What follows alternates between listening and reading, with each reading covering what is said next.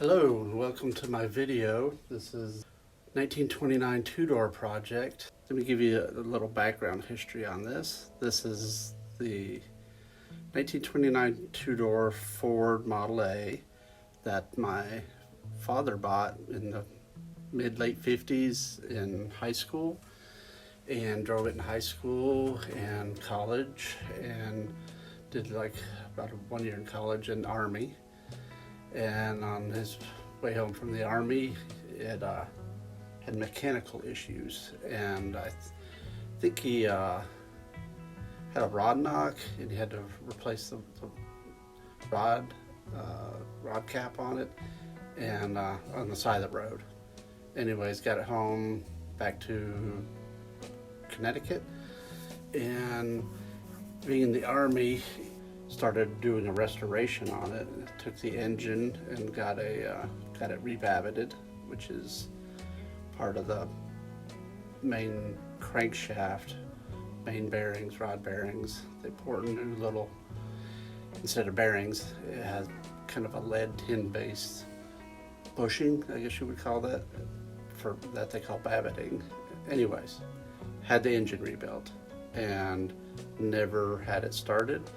Took the whole car apart and really didn't do a whole lot on restoration part. He was shipped out in the Army to Germany, then to Vietnam, and he had wife and then eventually 4 kids, and just life happened, so it got moved around each time we moved.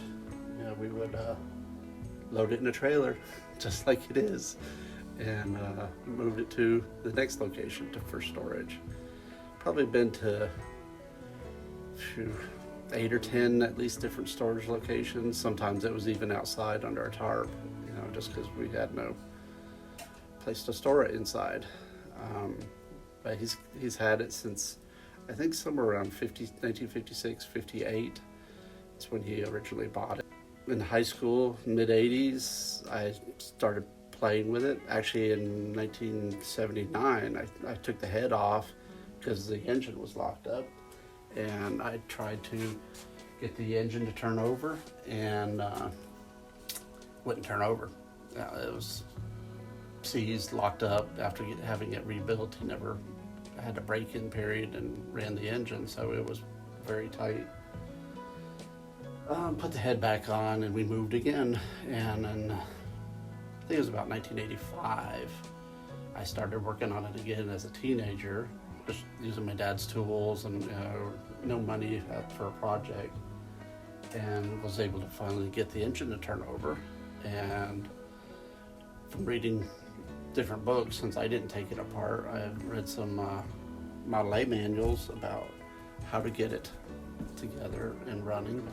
I actually got it started and running, and the body was tied on with a rope and a chain, the steering wheel on. So I drove it around the field, up and down our street a little bit, and surprised my dad when he got home from work and it was running, and he got to drive it again from like 1962 to 85. He hadn't driven it, and did a little bit of work.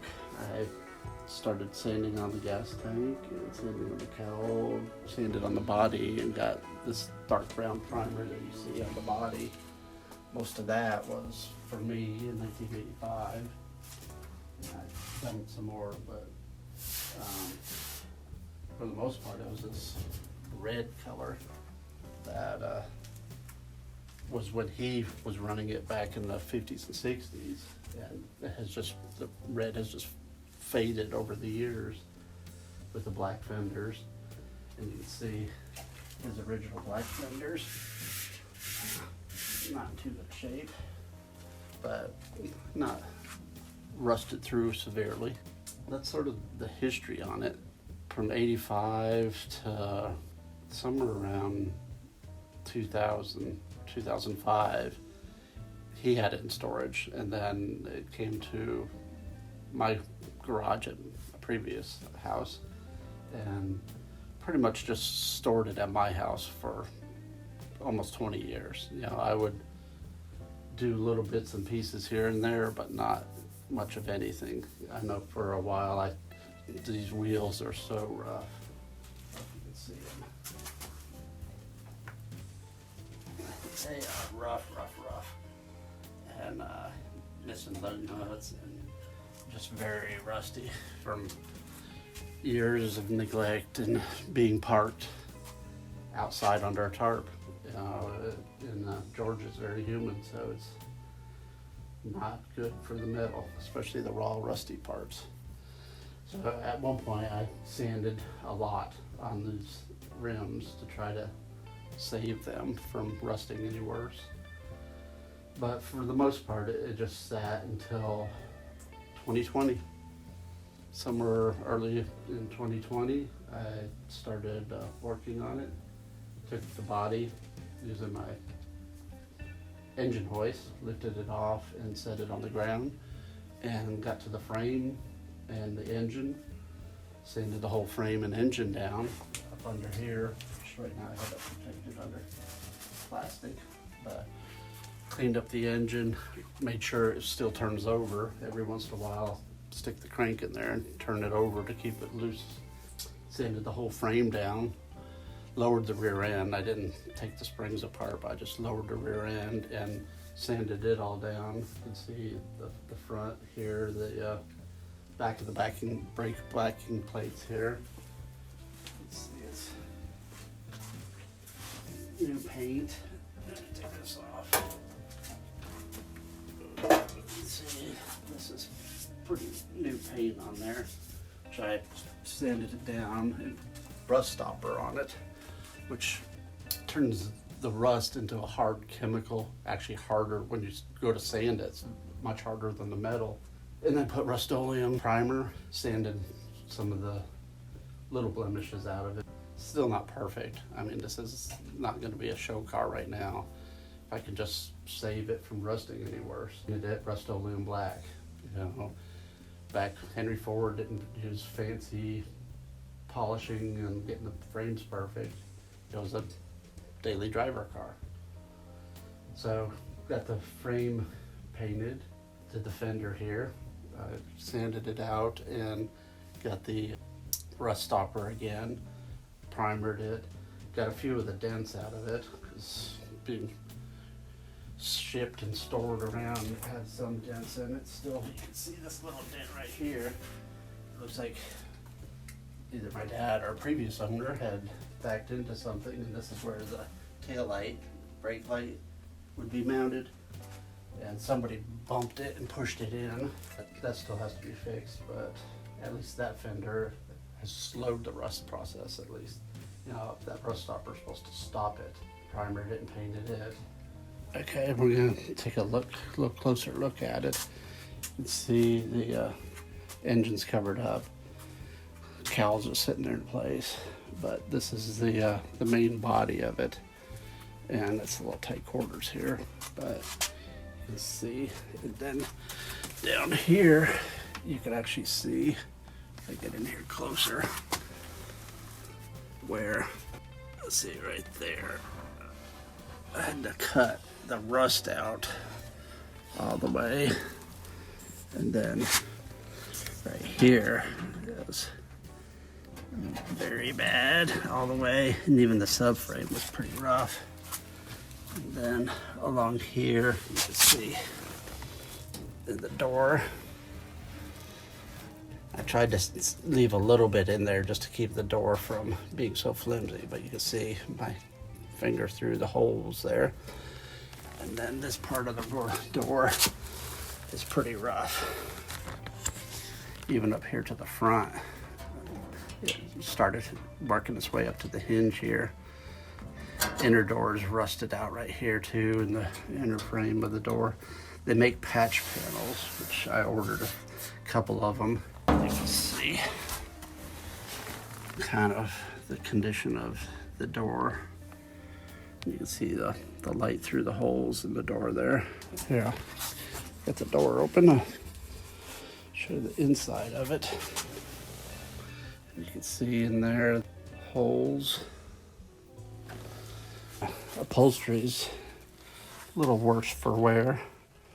You can see, I think this is redone. Yeah, I don't know if my father had it redone. The upholstery is pretty ragged. It's got this cloth and this cloth covering, so I'm not sure if these are original. I'm pretty sure these are not. The red stripe may have been something, maybe whoever he bought it from put these new thin, this is almost like a shirt material, red striped, and they had painted it red, which for 29 red was not an option from Ford. So pretty sure the red is not correct for 29, and then it would have been maybe this gray cloth for interior, and that was bad. But boy, check this rear seat out. That's really bad. Some of the springs, I don't even know if the springs would be able to be used. But you can see on the inside, I sanded it down with a wire wheel and primered it and painted it black so that would halt any further rusting. See, these top wood beams were in pretty sad shape. This one's split. They're all kind of split. I got another top kit. You can order wood kits replacing the top on it. But, and you can see, like up underneath, you can see under here is the front fender, and just other various parts I have because I have no place to store them. Muffler, old rusty muffler. And this side's not near as bad on the body. And the rust, there's some rust around that rear wheel. Gonna have to repair and weld in new panels. And I started working on this cowl back in the day. That's some of my red paint from 1985. So anyways, that's kind of the history on this car. I'm gonna keep trying to video various portions and pieces. I need to take a look at the brakes because it doesn't roll very good. But one of the wheels, the hub is locked up. They're just they're very stiff. See right there, I can't even turn the wheel. So something's going on in there. Gotta pull it apart and look at it. But anyways, that's about it for now. And watch my later videos. Come back and watch. Bye.